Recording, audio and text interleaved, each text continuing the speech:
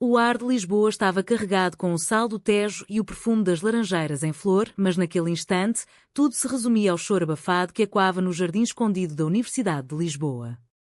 Sofia, com os cabelos castanhos ondulados colados ao rosto pelo suor de uma tarde de verão escaldante, parou abruptamente ao virar a esquina de um muro coberto de era. Ali, encostada a uma estátua antiga de um poeta esquecido, estava Ana, sua colega de turma, a garota de olhos verdes como as vinhas do Douro, que sempre sorria como se o mundo fosse um banquete de pastéis de nata. Mas agora Ana soluçava, os ombros tremendo, uma carta amassada na mão, como se o papel pudesse sangrar. Sofia? O que? O que fazes aqui? Ana ergueu o rosto, os olhos inchados, tentando engolir as lágrimas como se fossem vinho azedo.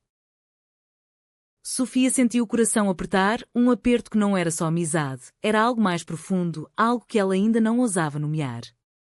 Eu ouvi. Pareces um fado encarnado, Ana. O que aconteceu? Fala comigo, ou eu juro que leio essa carta por ti. Ana hesitou, mas o peso da solidão era maior que o orgulho. Entregou o papel e Sofia leu em silêncio, palavras cruas de uma mãe distante no Porto, exigindo que Ana abandonasse os estudos de literatura para voltar e casar com um primo adequado, um homem que mal conhecia, para preservar as tradições da família. É o nosso sangue, Ana. Não podes manchar com esses sonhos tolos de Lisboa. O que se instalou como uma melodia de fado, a dor de Ana não era só dela, era o eco de gerações de mulheres portuguesas silenciadas pelo mar e pela terra. Sofia dobrou a carta e puxou Ana para um abraço impulsivo, sentindo o calor do corpo dela contra o seu, o ritmo acelerado dos corações misturando-se ao canto distante de um vendedor de castanhas assadas. Não vais sozinha nisso. Nós somos mais que colegas de aula. Somos irmãs nesta loucura lisboeta. Assim começou tudo, naquela tarde de julho de 2015, quando o sol de Lisboa pintava os telhados de Alfama com tons de âmbar e os sinos da Sé ecoavam como um chamado ao destino. Sofia Oliveira, de 21 anos, vinda das colinas verdejantes de Sintra, onde as lendas de mouros e rainhas teciam as noites, havia chegado à universidade com um caderno cheio de poemas rabiscados e um sonho de se tornar escritora. Seus olhos castanhos, herdados da avó que cantava fados em tabernas enfumaçadas, carregavam a melancolia suave das brumas atlânticas. Ela estudava literatura portuguesa, devorando essa de Queiroz e Fernando Pessoa como se fossem mapas para uma alma perdida. Ana Costa, por outro lado, era o sol do Douro personificado, cabelos loiros como o vinho verde colhido nas encostas íngremes, pele salpicada de sardas que pareciam estrelas caídas no rio. Aos 20 anos, fugira do Porto para Lisboa em busca de liberdade, deixando para trás uma família de vinicultores onde as mulheres eram vistas como uvas para prensar, úteis apenas para vinho final. Seus estudos em História da Arte a levavam a passear pelas ruas empedradas do Chiado, traçando os contornos dos azulejos que contavam histórias de naufrágios e amores proibidos. A amizade delas floresceu como as buganvílias nas varandas de Belém. Começou nas aulas de literatura, onde Sofia, sempre mais tímida, sentava-se ao fundo, anotando versos de Camões. Ana, com sua risada que ecoava como o badalar dos elétricos amarelos, notara uma vez recitando em voz baixa o soneto Amor é fogo que arde sem se ver. Tu fazes o amor de Camões parecer vivo, Sofia. Como se ele estivesse aqui, bebendo ginginha ao nosso lado. Daquele elogio casual nasceu uma rotina, cafés no à brasileira, onde trocavam ideias sobre as heteronimas de Pessoa e as pinturas de Paula Rego, que capturavam a ferocidade das mulheres portuguesas. Sofia contava histórias de Sintra, dos palácios onde rainhas como de Carlota Joaquina tramavam intrigas palacianas, e Ana respondia com lendas do Douro, de barqueiros que navegavam o rio sob luas cheias, cantando ranchos para afastar os fantasmas do vinho. Mas era nas noites de fado que a ligação se aprofundava. Uma vez por semana, elas escapavam para uma casa de fados em Alfama, um lugar escondido chamado Enigma, com paredes forradas de azulejos azuis e o ar denso de fumo de cigarro e saudade. Sofia, fascinada pela voz rouca das fadistas, sentava-se quieta, absorvendo cada nota como se fosse uma confissão. Ana, mais ousada, insistia em levá-la à mesa da frente. Sofia, o fado não é para se ouvir de longe. É para se sentir na pele, como o sal do mar em feridas abertas. Numa dessas noites, após uma fadista idosa cantar estranha forma de vida, com sua melodia de perda e desejo, Ana virou-se para Sofia, os olhos brilhando à luz das velas. Sabes, eu sinto isso aqui, tocou o peito, como se Lisboa me estivesse a devorar viva. Mas contigo é diferente. Contigo sinto-me ancorada. Sofia corou, o vinho tinto aquecendo suas veias. Tu és a minha bússola, Ana. Sem ti, eu seria só outra sombra nas ruas de Lisboa. A amizade delas tecia-se com fios de cultura portuguesa, visitas ao Museu Nacional de Arte Antiga, onde admiravam os painéis de Nuno Gonçalves, retratando rostos anónimos que pareciam espelhos de suas próprias almas inquietas. Elas passeavam pelo Jardim Botânico da Ajuda, discutindo como as flores exóticas trazidas pelos navegadores simbolizavam os amores cruzados dos mares. E nas tardes livres, Ana arrastava Sofia para as praias de Cascais, onde o Atlântico lambia as areias com uma fúria romântica, e elas corriam descalças, rindo das ondas que as molhavam como beijos inesperados. Mas sob essa leveza, rachaduras começavam a aparecer. A carta da mãe de Ana não era um incidente isolado. Chegavam mais, perfumadas com lavanda do Douro, cheias de culpa e expectativas. Volta, filha. O teu lugar é aqui, com a família, não nessa cidade de pecados. Sofia via Ana murchar como uma flor sem sol, os sorrisos forçados, as noites em claro estudando até o amanhecer para provar seu valor. Uma manhã chuvosa de setembro, enquanto caminhavam pela Rua Augusta, com o arco triunfal encharcado refletindo as luzes dos candeeiros, Ana desabafou. Eu amo isto tudo, Sofia, as livrarias antigas do Chiado, o cheiro de belos pastéis na fábrica, as histórias que tecemos juntas. Mas e se eu tiver de escolher? A família ou isto? Sofia parou, a chuva escorrendo pelo rosto como lágrimas não choradas. Pegou nas mãos de Ana, frias apesar do verão moribundo. Escolhe o que te faz viva, Ana. O resto a gente enfrenta juntas. Como as heroínas de Sofia de Mel Brainer, que navegam tempestades sem medo. Naquele momento, algo se acendeu, um vislumbre de algo além da amizade, um calor que se espalhava como o fogo de um São João. Elas continuaram a caminhar, de braços dados, ignorando os olhares curiosos dos transeuntes. Lisboa, com suas 7 colinas e segredos, parecia aprovar, o vento sussurrando promessas de fado e fortuna. Os meses outonais trouxeram uma intimidade crescente. Sofia começou a notar os detalhes, a forma como Ana mordia o lábio ao ler um poema de Florbela Espanca, a covinha que surgia quando ela ria de uma piada tola sobre os reis da Viz. Elas partilhavam quartos nas escapadelas de fim de semana para o Algarve, onde as falésias vermelhas se erguiam como sentinelas de amores antigos, e dormiam lado a lado, conversando até o sol nascer sobre o mar. Numa noite de novembro, durante o Festival de Fado de Alfama, com as ruas cheias de lanternas e o ar vibrando com guitarras portuguesas, Ana surpreendeu Sofia com um colar de filigrana, trabalhado em ouro de Gondomar. Para te lembrar que, mesmo nas noites escuras, há luz em nós. Sofia, emocionada, pendurou-o no pescoço, sentindo metal quente contra a pele, como um toque proibido. A amizade evoluía, sutil como o nevoeiro do Tejo ao amanhecer. Sofia sonhava com Ana, não como amiga, mas como musa, como a maré de pessoa que arrasta a alma. E Ana, em cartas não enviadas para a mãe, confessava: encontrei alguém que me entende sem palavras, que me faz querer ser mais que a filha obediente. O Natal aproximava-se, com suas filarmónicas e rabanadas, e Sofia planeava um presente especial, uma viagem surpresa a Óbidos, a vila literária onde as muralhas medievais guardavam livrarias como tesouros. Vamos fugir para lá, Ana. Só nós, livros e chocolate quente. Mas o destino, caprichoso como o oceano que moldou Portugal, tinha outros planos. Uma chamada da mãe de Ana, no meio de uma aula, trouxe o primeiro abalo. Vem para casa no Natal ou esquece a herança. E traz notícias desse tal casamento. Ana desligou, pálida, e correu para os braços de Sofia no pátio da universidade. Eu não posso. Não quero.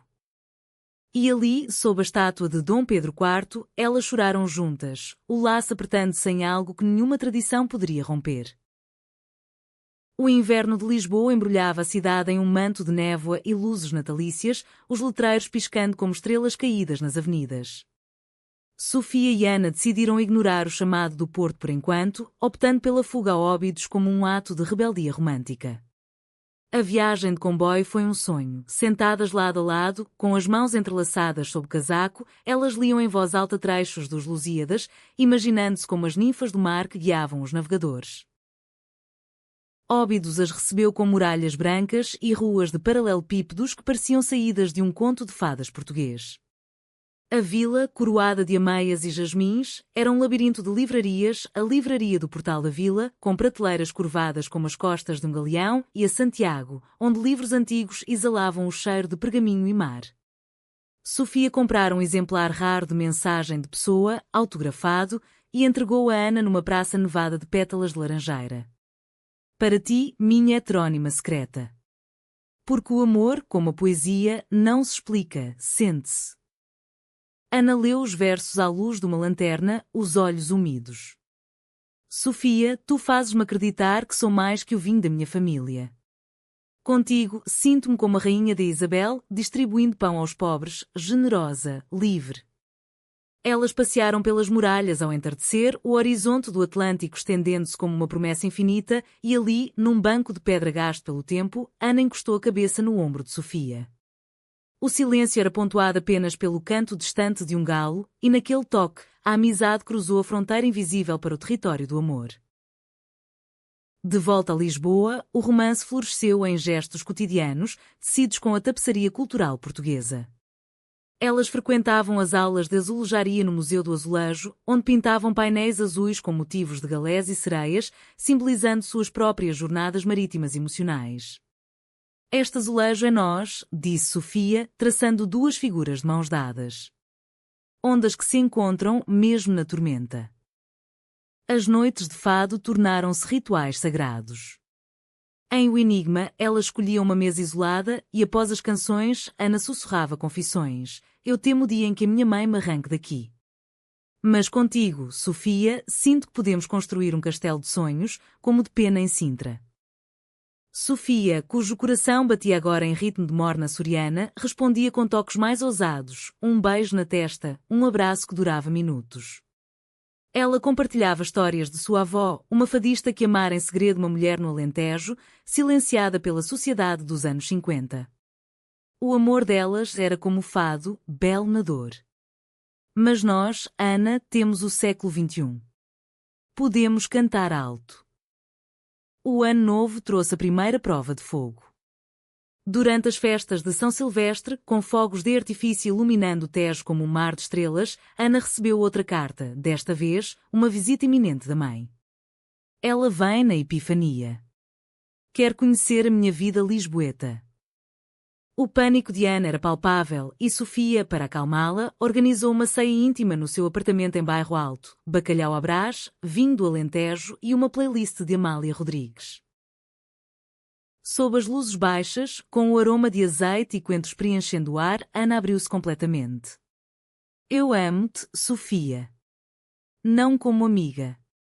Como se tu fosses o meu porto seguro no Douro revolto. As palavras pairaram e Sofia, com o coração em chamas, inclinou-se e beijou-a, um beijo suave, como o primeiro gol de Porto Townie, doce e eterno. O mundo parou. O beijo era uma declaração silenciosa, entrelaçada com o legado de Portugal, o desejo contido nas cartas de amor de poetas exilados, a paixão das damas da corte que trocavam olhares por trás de leques. Elas se separaram, ofegantes, e Ana riu através das lágrimas. Finalmente. Eu esperava por isso desde o primeiro fado. O romance delas era uma sinfonia de momentos humanizados pela cultura, piqueniques no Parque Eduardo VII com queijos da Serra da Estrela e memórias de infâncias passadas, visitas ao Oceanário de Lisboa, onde admiravam os tubarões como metáforas de medos submersos e danças improvisadas ao som de rancho folclórico em festas de aldeia nos arredores. Mas o conflito espreitava. A mãe de Ana, Dona Maria, chegou como uma galé espanhola, imponente, com xales bordados do Minho e olhos afiados como facas de ourives. Instalou-se no Hotel Mundial e marcou um jantar no Time Out Market sob o pretexto de conhecer os amigos da filha. Sofia foi convidada, o estômago revirando como o mar na costa da Caparica. O jantar foi tenso. Dona Maria elogiava os pastéis de bacalhau, mas seus olhares para Sofia eram frios, questionadores. Então, tu és a influência lisboeta da minha Ana? Cuidado, menina. Esta cidade corrompe as boas raparigas do norte. Ana defendeu-se, corando: Mãe, Sofia é a minha melhor amiga. Ela me ajuda nos estudos, na vida. Dona Maria sorriu, mas era um sorriso de raposa. Amiga, sim. Mas lembra-te, Ana, o teu futuro é no Douro. O teu primo João espera e a família precisa de ti para o casamento na vindima. A noite terminou com Ana em prantos no colo de Sofia, no mirador de Santa Catarina, com Lisboa estendendo-se aos pés como um tapete de luzes. Ela odeia-nos. Odeia o que somos. Sofia apertou-a mais. Não, ama-te à maneira dela, possessiva, como o vinho que guarda em caves. Mas nós somos mais fortes. Vamos mostrar-lhe. Os dias seguintes foram de uma intimidade febril. Elas fugiam para Sintra, onde Sofia mostrou a Ana o Palácio da Pena, com suas torres coloridas como um sonho romântico. Aqui, rainhas amaram em segredo. Nós podemos também. Beijavam-se nos jardins úmidos, sentindo o espírito de Dona Maria II abençoá-las. Contudo, a semente da dúvida plantada por Dona Maria germinava. Ana começou a questionar: e se ela tiver razão? E se o nosso amor for só um sonho de juventude, como os versos de Antero de Quental? Sofia, ferida, respondia com poesia: Não, Ana. É real como o Tejo. Como o fado que nos une. A primavera irrompeu com festas de São João no Porto. Ana insistiu em ir, para apaziguar a mãe, levando Sofia como amiga. As ruas de Ribeira fervilhavam com martelos de plástico, sardinhas assadas e fogueiras que dançavam como almas penadas. Pela primeira vez, Sofia viu o mundo de Ana, vinhas eternas, o rio dourado ao pôr do sol, a família reunida em ranchos, cantando a miúda linda. O primo João era charmoso, alto, com mãos calejadas de vindimas, olhos que prometiam estabilidade. Ele dançou com Ana numa praça e Sofia, assistindo de longe, sentiu o ciúme como uma maré alta. Ele não te merece, sussurrou mais tarde, no quarto de hotel com vista para a ponte de Dom Luís. Ana, exausta, retrucou: mas a família merece. Talvez eu deva considerar. O beijo daquela noite foi urgente, desesperado, mas o abismo abrira-se. O verão de 2016 trouxe o calor sufocante do Alentejo ao coração delas, mas em Lisboa, o ar estava carregado de tensão não dita. Sofia mergulhava nos estudos, escrevendo ensaios sobre o amor trágico em Amor de Perdição de Camilo Castelo Branco, vendo paralelos com sua própria história. Ana, dividida, passava mais tempo ao telefone com a mãe, discutindo o futuro responsável no Douro. As noites de fado, outrora santuários, tornavam-se campos minados de silêncios. Tu estás a afastar-te, acusou Sofia uma noite, após uma fadista cantar gaivota, sobre amores que voam para longe. Estavam no terraço do apartamento de Sofia, com o skyline de Lisboa piscando como um coração partido. Ana, com um copo de vinho verde na mão, baixou os olhos. Não é isso. É a pressão. A minha mãe fala de tradições, de como as mulheres da nossa linhagem sempre se sacrificaram pelo vinho, pela terra. E se o nosso amor for egoísta? Se magoar todos? Sofia sentiu as lágrimas quentes. Egoísta? Ana, o amor não é egoísmo, é a única revolução que Portugal precisa. Lembra-te das sufragistas de 1911 que lutaram pelo voto nas ruas de Lisboa. Nós somos elas, agora. Mas as palavras ecoavam vazias. Ana partiu para o Douro por uma semana, para a vindima, prometendo voltar renovada. Sofia ficou, caminhando sozinha pelas ruas de Moraria, onde Amália nascera, sentindo a saudade como uma companheira fiel. A carta de Ana chegou como um galeão, perfumada de uvas maduras, cheia de saudades e promessas. Sofia, o Douro é belo, mas sem ti é só terra seca. Volto em breve e vamos para os Açores, um paraíso onde ninguém nos julga. Anexada, uma foto delas em Óbidos, sorrindo como se o mundo fosse eterno. Inspirada, Sofia planeou a surpresa, bilhetes para São Miguel, terra de ananases e lagoas vulcânicas, onde o amor podia florescer como hortênsias selvagens. Lá seremos como as baleias que migram livres, pensou ela. Ana voltou bronzeada pelo sol do Rio, os olhos revividos. O reencontro no aeroporto de Lisboa foi um turbilhão de abraços e beijos roubados no táxi.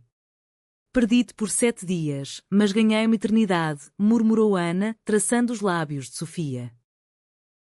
Os Açores foram um idílio.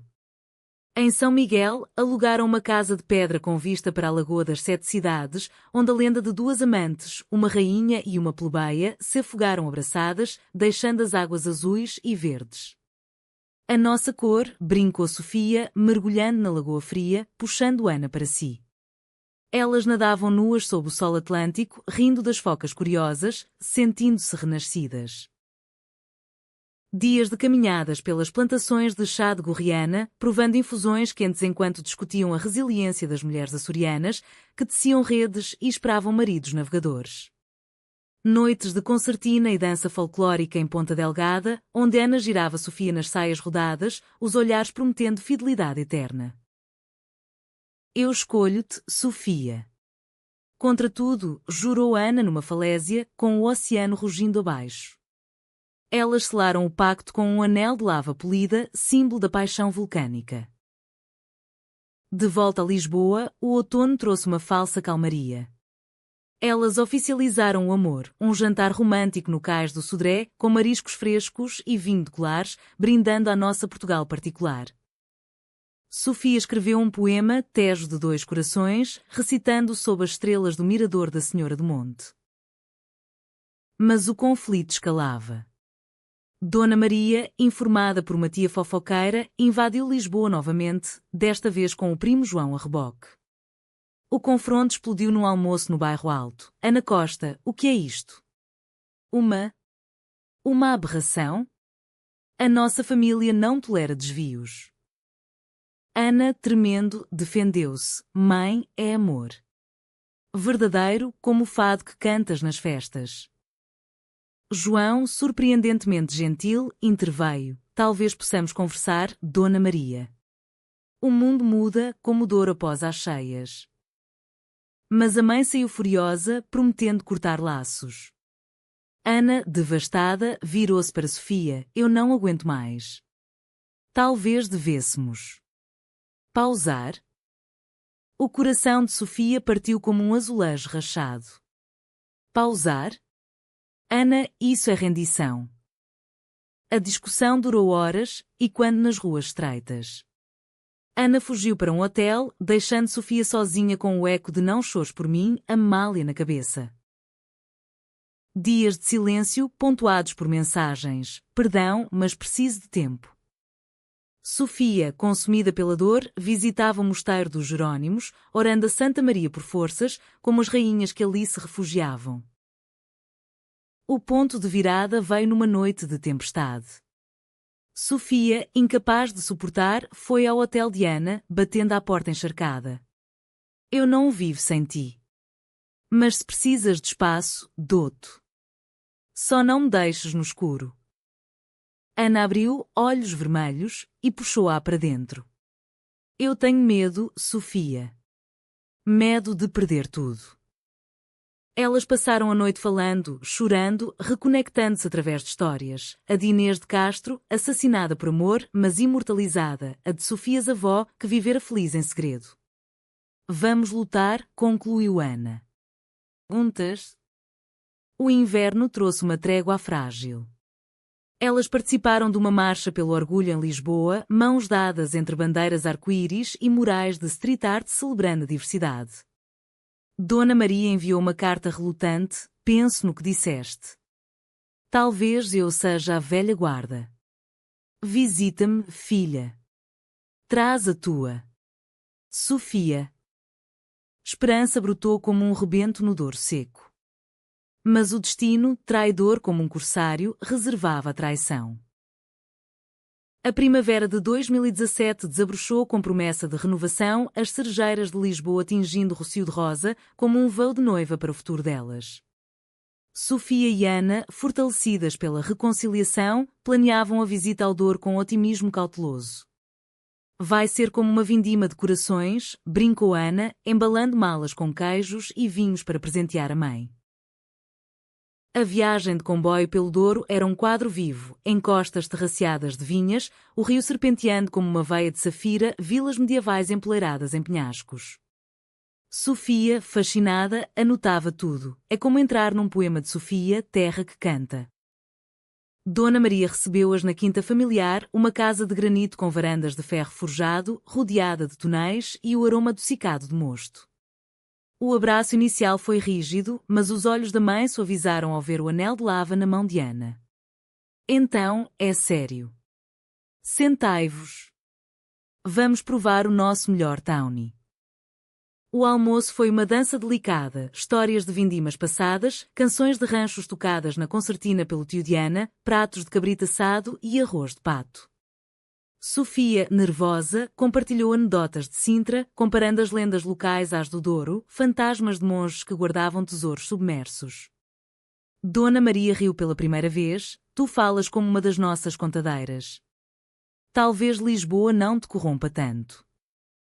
À noite, sob um céu estrelado como o manto de Nossa Senhora de Fátima, a mãe puxou Ana à parte. Sofia esperou no terraço, ouvindo o murmúrio do rio.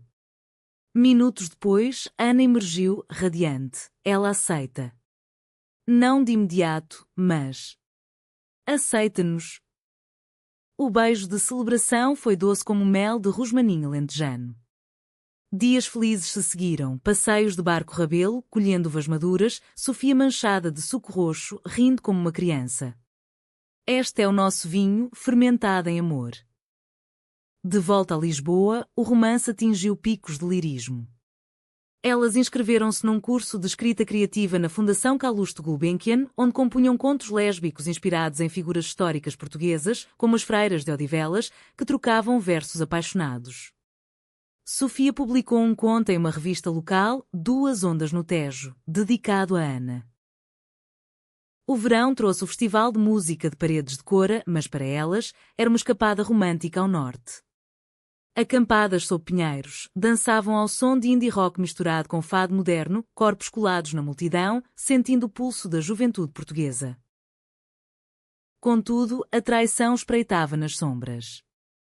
João, o primo, visitara o Douro durante a estadia delas e, em segredo, enviara mensagens a Ana, inocentes no início, sobre vinhos e família. Sinto a tua falta na vindima. Volta mais vezes.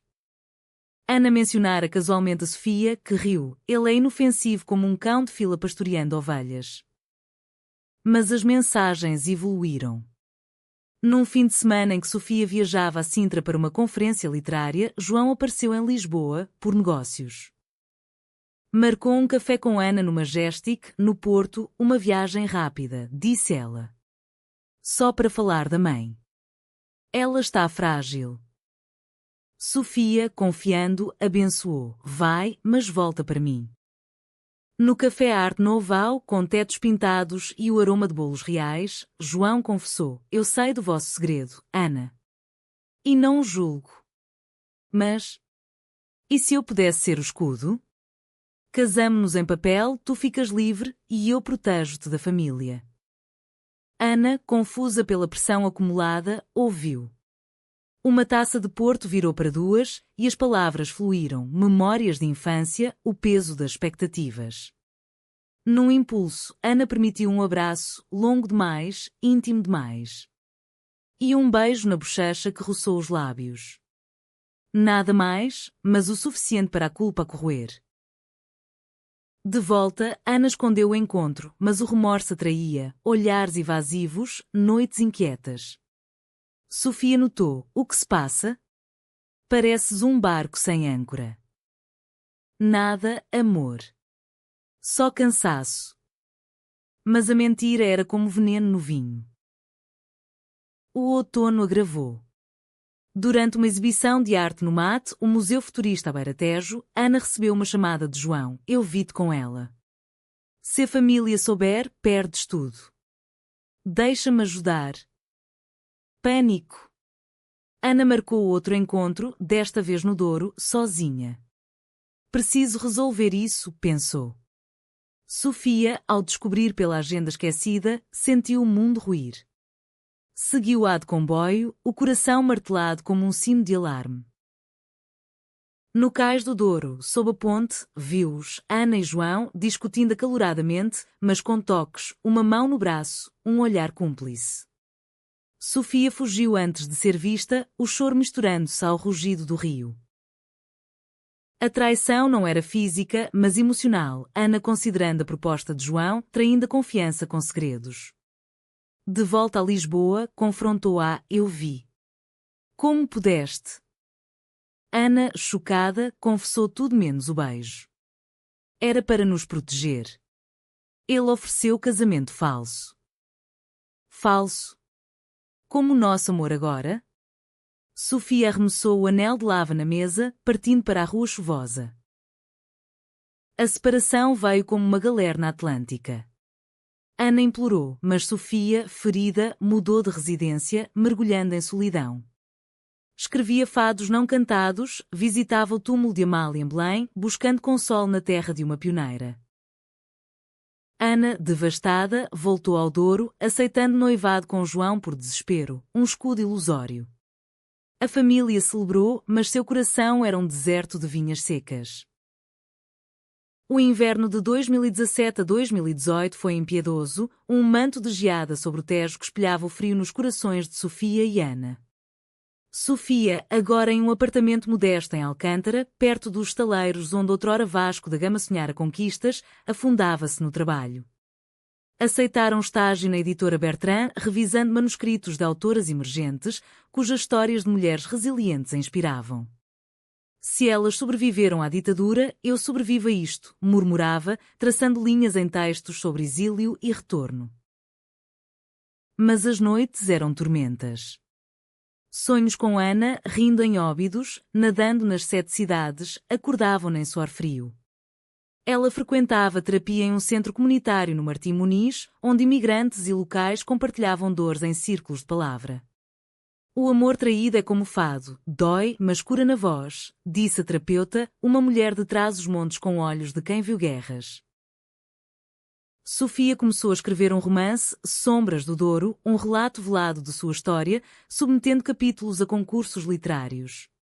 Ganhou um pequeno prémio na Feira do Livro de Lisboa, lendo excertos num palco sob o sol de maio, voz trêmula mas firme. Na plateia, fantasmas, imaginava-na ali, aplaudindo. No Douro, Ana vivia uma farsa. O noivado com João era um contrato de papel, mas a família pressionava por casamento na Páscoa. Ela trabalhava na quinta, pisando uvas com pés que não sentiam o ritmo, um mosto azedo como sua alma. Cartas para Sofia voltavam não entregues, endereço mudado. Perdia-a para sempre, chorava nas margens do rio, jogando pedras como ofrendas a deuses fluviais. João, percebendo a infelicidade dela, confrontou-a. Isto é por ela, não? Pela Lisboeta. Termina isto, Ana. Mereces ser feliz. Mas o orgulho e a culpa aprendiam. Dona Maria, amolecida pelo tempo, notava: filha, o teu riso sumiu como o sol no inverno. Se é por amor, vai atrás. A viragem veio numa vindima tardia. Sozinha num barco rabelo, Ana encontrou uma carta velha de Sofia, esquecida na mala, o poema Tejo de 2 corações. Lendo ao luar, soluçou: eu traí não só ela, mas nós. Decidiu romper o noivado, enfrentando a família numa ceia de Natal. Eu amo uma mulher, mãe. E vou atrás dela, ou morro tentando. Dona Maria, chocada, mas tocada pela honestidade, abençoou-a relutantemente. Vai, filha. O Douro ensina que o vinho bom precisa de tempo e de corações verdadeiros. Ana partiu para Lisboa na véspera de Ano Novo, o comboio cortando a noite como uma espada. Chegou à antiga casa de Sofia, vazia. Desesperada, ligou para amigos comuns, descobrindo novo endereço. Batendo à porta às 2 da manhã, sob chuva torrencial, gritou: Sofia. Perdoa-me. Eu errei, mas voltei para ficar. Sofia abriu, pálida, o cabelo desgrenhado como era selvagem. Ana? Depois de tudo? Elas entraram, tremendo.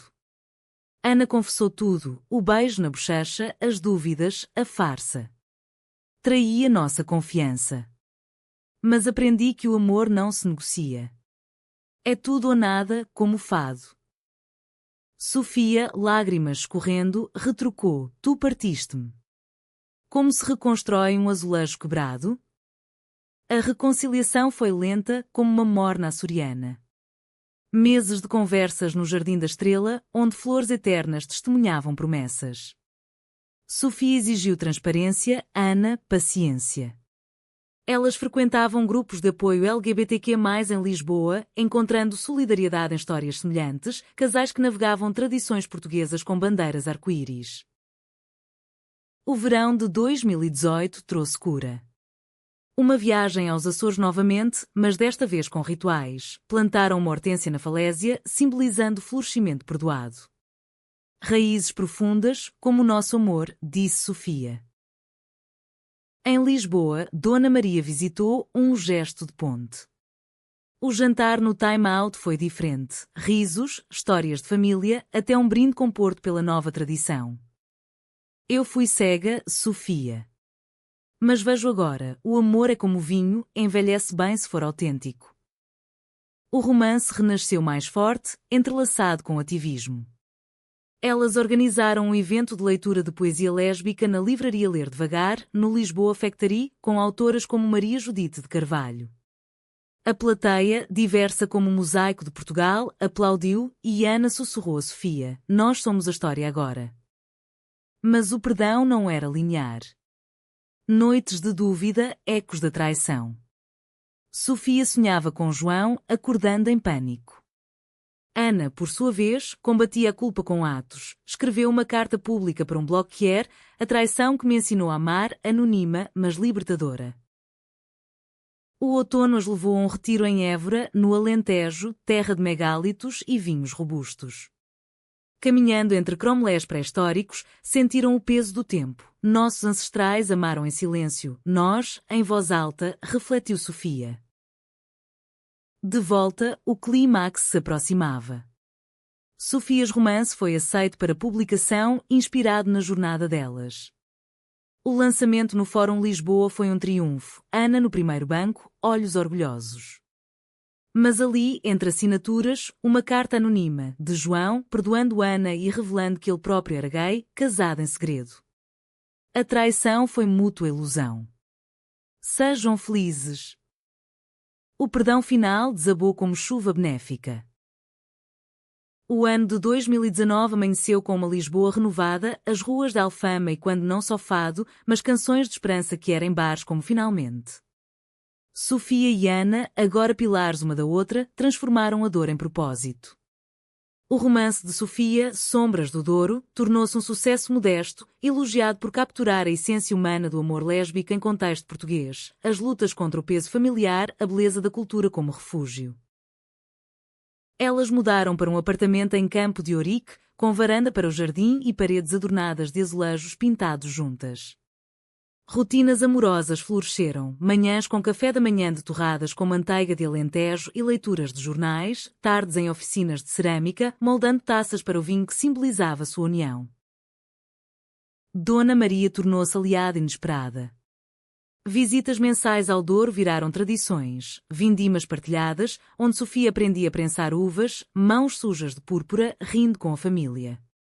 Tu és da casa agora, disse a mãe, entregando-lhe uma garrafa envelhecida. Para bebardes no vosso dia.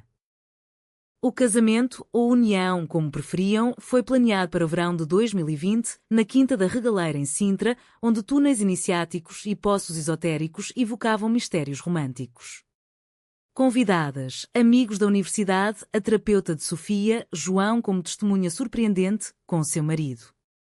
Dona Maria chorou ao ver Ana no vestido de renda minhota, Sofia em linho branco de Macau. A cerimónia, sob uma pérgola de glicínias, foi uma tapeçaria cultural, votos inspirados em poemas de Natália Correia, músicas de fado lésbico moderno tocadas em viola, um banquete de cataplana e lebres à montanha. Nós sobrevivemos à separação como Portugal aos terremotos, rachadas, mas inteiras, disse Sofia nos votos. Ana respondeu, a traição ensinou-me o perdão verdadeiro, não esquecer, mas escolher amar de novo, todos os dias. A lua de mel nos Açores foi um regresso às raízes. São Miguel, mas estendendo-se a pico, onde escalaram a montanha vulcânica, sentindo o pulsar da terra como seu amor resiliente. Noites de observação de estrelas, contando constelações como lendas de navegadores. Nossa ursa é o Tejo. De volta, a vida seguiu humanizada. Sofia publicou um segundo livro, dedicando a Ana, para a onda que me carrega. Ana, inspirada, começou estudos de enologia com foco em vinhos orgânicos, sonhando uma linha Amor do Douro, rótulos com poemas de Sofia. Desafios persistiram, olhares na rua, debates familiares, mas o perdão os fortalecia.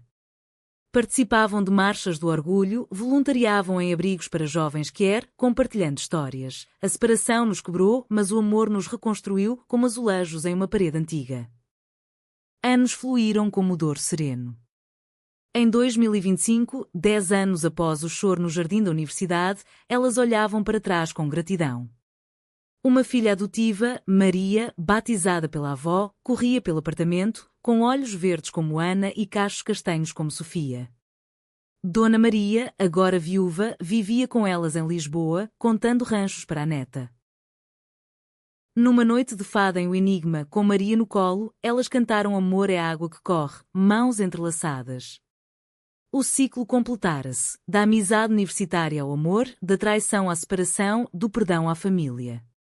Portugal, com suas colinas e mares, testemunhara tudo, um testamento à humanidade do coração. E assim, sob o sal do Tejo e o doce da saudade, Sofia e Ana provaram que o amor verdadeiro não é imune à dor, mas maior que ela. Ensina o perdão não como fraqueza, mas como a força de quem escolhe navegar, juntas, para sempre.